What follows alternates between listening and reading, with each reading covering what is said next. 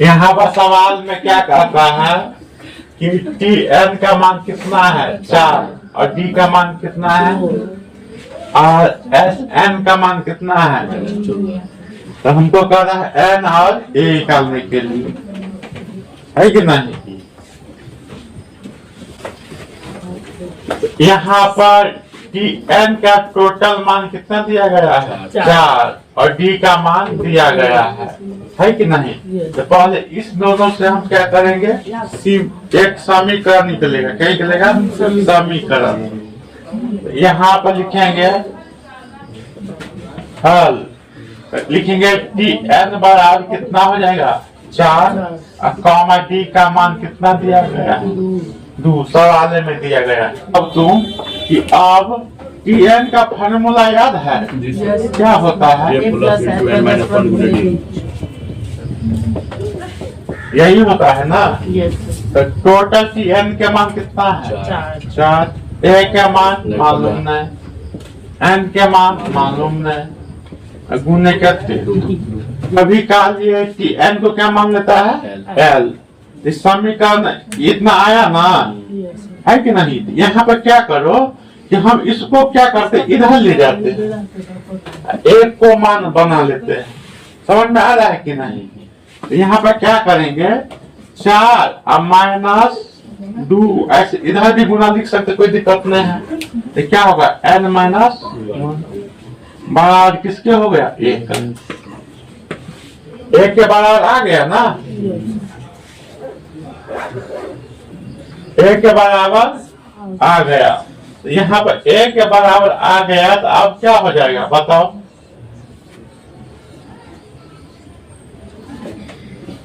एक का बराबर आ गया तो इस समीकरण क्या मानते हैं हमको 1, है ना। अब क्या आता है, अब यहाँ पर एस एन का मान कितना दिया गया है -14।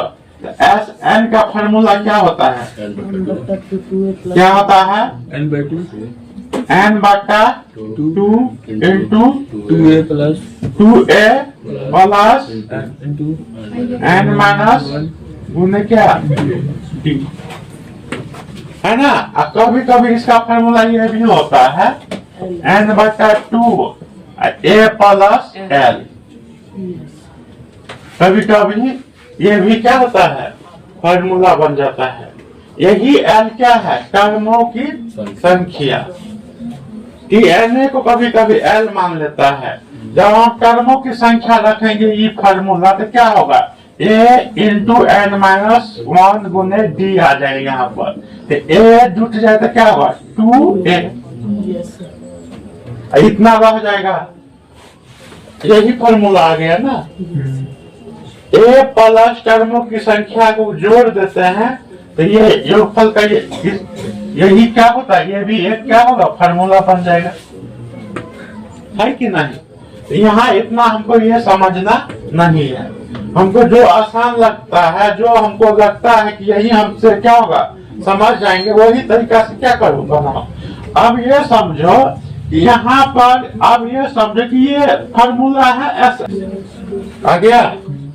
और देखो ए का मान लिखिए, किसका मान ए का मान लिखे।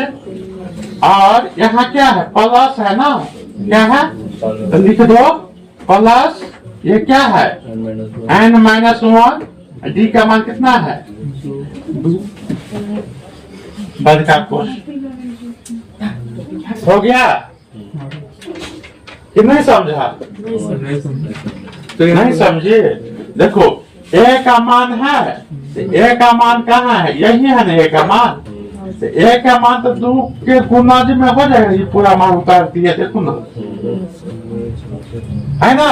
फिर ये प्लस है तो ये पहले से है, तो इसमें 2 से गुना कर दिए तो यही बच गया ना। यही ए वाला इतना विस्तार हो गया है ना। प्लस में प्लस है, प्लस के बाद जो ये है यही डी का मान 2 से गुना कर दिया, यही आ गया। आ गया आप समझ में। अभी 2 का गुना इसमें कर सकते हैं ना, क्योंकि पूरा के गुना में है तो गुना कर सकते हैं।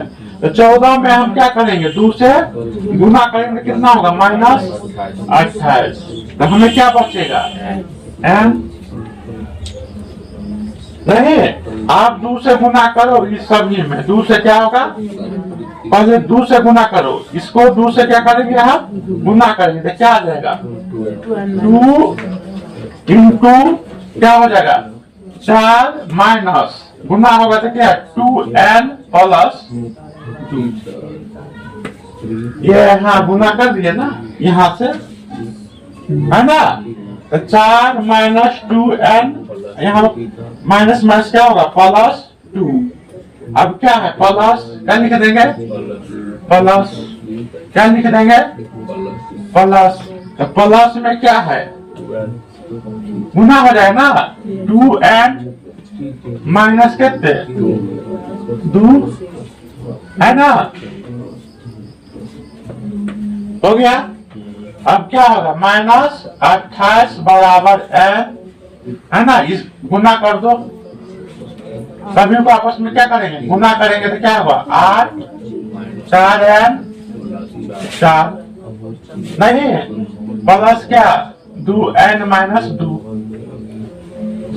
है ना, तो क्या हो जाएगा, -28 माइनस कितना, 28 n। अब बताओ यहाँ पर क्या है,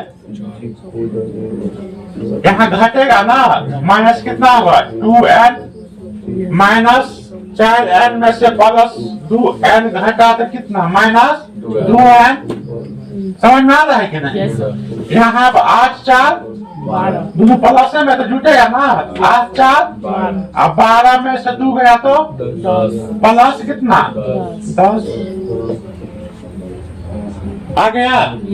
अब क्या करेंगे, -28 बराबर n को गुना कर तो -2n² अब प्लस कितना, 10n, है कि नहीं। अब सभी को हम इधर ले आएंगे, इस सभी को क्या करेंगे, इधर ले आएंगे तो क्या हो जाएगा, +2n² माइनस 10n माइनस 28 बराबर कितना, 0 आ रहा है ना। अब क्या होगा, 2 कॉमन ले लेंगे तो क्या हो जाएगा, n² माइनस 5x, यहाँ पर क्या हो जाएगा, माइनस हो जाएगा, क्या हो जाएगा, 14 हो जाएगा ना, लिखिएगा 14 बार कितना, 0। क्या हो जाएगा, ये आ गया ना, 2 कॉमन लिए तो क्या बचा, यहाँ 2 से हटा दो x², इसमें से 2 से भाग करने तो कितना, 5, 28 में 2 से भाग किए तो 14। कॉमन का मतलब वही होता है ना, भाग करके क्या होता है, निकाल लेते हैं। क्योंकि सभी संख्या में 2 कॉमन होगा तो 2 बाहर आ जाएगा तो क्या होगा, यहाँ पर 5 गुने 10 होता ना, तो 2 निकल गया तो 5 बचा, और यहाँ 14 गुने 2, 2 बाहर निकल गया तो क्या बचा, ये 2 को चला जाएगा 0 के बट्टा में तो क्या हो जाएगा, 0। अब इसका क्या करेंगे हम, अभाज्य गुणनखंड, क्या करेंगे, अभाज्य गुणनखंड करेंगे, क्या होगा, n² क्या होगा, n² माइनस 7n क्या होगा, 7n प्लस कितना, 2n माइनस कितना हो जाएगा, 14 बराबर कितना, 0, है कि नहीं। क्या आ जाएगा, 0। इसमें क्या कॉमन लेंगे, n कॉमन लेंगे तो क्या होगा, n माइनस 7, यहाँ कॉमन क्या होगा, 2, n माइनस कितना, 7 बराबर कितना, 0। एक बार ये दोनों को एक साथ लिखें तो क्या होगा, n माइनस 7, एक बार n प्लस 2 तो क्या होगा, n प्लस 2 बराबर कितना, 0। एक बार n माइनस 7 के बराबर 0 का बराबर करेंगे तो क्या होगा, n का मान क्या हो जाएगा, 7, और एक क्या होगा, -2 प्लस n प्लस 2 का 0 के बराबर करेंगे तो क्या हो जाएगा, -2। अब ये बताओ, कोई भी पद का जो पद है वो माइनस में आता है, नहीं आता है ना, गिनती में आएगा ना, 1 2 है ना, धनात्मक संख्या में आएगा गिनती। गिनती क्या होगा, धनात्मक संख्या में, धनात्मक संख्या में होगा तो ये पद प्लस वाला लेंगे, माइनस वाला नहीं लेंगे। इसका मतलब n का मान कितना आ गया? 7। अब किसका मान निकालना है? a का मान। किसका मान निकालना है? तो a का मान क्या करेंगे? निकालना है हमको a का मान। तो समीकरण क्या करो? 1 ले लेते हैं। क्या लेंगे? तो समीकरण क्या लेंगे? 1। तो लिखेंगे समीकरण 1 में n का मान कितना? 7 रखने पर। तो समीकरण 1 यही है ना रे? यही है। समीकरण क्या है? 1 है कि नहीं? तो समीकरण 1 क्या है? 4 माइनस 2 n माइनस 1, यही है ना समीकरण 1। तो यहाँ पे n का मान कितना आया है? 7 आया है। n का मान कितना आया है? 7। तो क्या हो जाएगा? 4 माइनस 2 n के मान 7 माइनस 1 बराबर कितना है? ये तो क्या हो जाएगा? 4 माइनस है ना, 7 में से गया तो 6 दूना 12 बराबर कितना? 1। अब घटेगा तो माइनस कितना? 8। 1। कहने का मतलब क्या? इसीलिए a का मान कितना आया? -8 और n का मान कितना है? 7। यही होगा।